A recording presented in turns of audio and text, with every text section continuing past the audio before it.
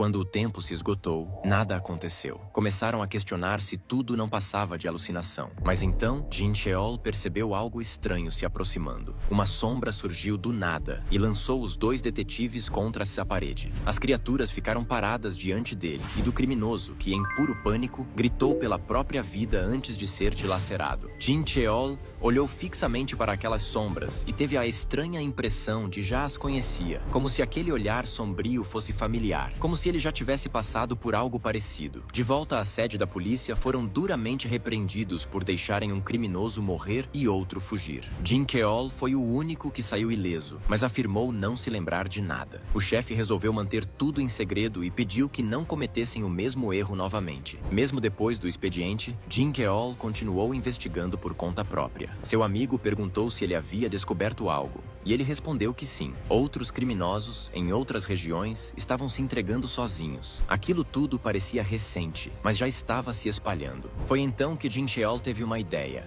Na sala do diretor, ele conversa com um dos professores da escola, avisando que vão receber um novo aluno problemático. O pai é bombeiro, a mãe dona de casa. O professor analisa a ficha do garoto e não vê nada de anormal. Então pergunta qual o problema. O diretor pede que ele leia as anotações no fim do documento. Lá está escrito que o aluno havia fugido de casa por 2 anos, logo após terminar o ensino fundamental. O diretor pergunta se o professor dá conta, e ele responde confiante, dizendo que não é chamado de serpente à toa. Garante que o garoto vai ser muito bem educado. Na recepção da escola, vários alunos estão reunidos. O professor também está lá e logo avista o novo aluno. Ele decide mostrar quem manda. Se aproxima com arrogância e grita com o garoto, chamando-o de esquisito e perguntando por que está usando uma luva. Mas o garoto, Jim Woo, nem se dá o trabalho de responder. Apenas lança um olhar que faz o professor desistir de continuar. A intimidação é tão forte que ele recua imediatamente. Atrás de Jim, Bellion aparece e comenta algo que Jim apenas confirma. Aquele era o tipo de efeito que ele causava nesse mundo. Mais tarde, já em sala de aula, Jim lê um livro em silêncio. Um antigo amigo do fundamental tenta cumprimentá-lo, mas logo é afastado por outros alunos que querem tirar sarro de Jim. Eles o cercam, fazendo piadas por ele estar usando luva. Um deles chega a perguntar se ele quer despertar o dragão selado das chamas negras, e todos riem. Um deles diz para Jim tirar a luva, dizendo que também quer usá-la. Na mente de Jim, Beru aparece furioso, pronto para despedaçar os estudantes em 5 pedaços e oferecê-los ao seu soberano. Mas Jim o impede e decide tirar a luva. A mão está coberta de feridas feias, marcas deixadas pelo monarca dragão. O silêncio toma conta. Os garotos recuam, com nojo e medo, dizendo para ele colocar a sua luva de volta. Beru não gosta da forma como falaram com seu mestre e começa a querer segui-los. Mas antes que a situação piore, Jim os derruba, sem machucá-los, apenas para acalmar Beru. Depois disso, seu velho amigo volta e comenta como Jim mudou em 3 anos. Está mais alto, mais forte. Jim apenas diz que treinou bastante. O amigo pergunta se ele vai entrar para o time de atletismo, mas Jim responde que já tem outro clube em mente. Os dois seguem até o clube de corrida. Ao chegarem, o capitão pergunta se os dois querem entrar, mas Jim diz que só ele. Os membros do clube se espantam.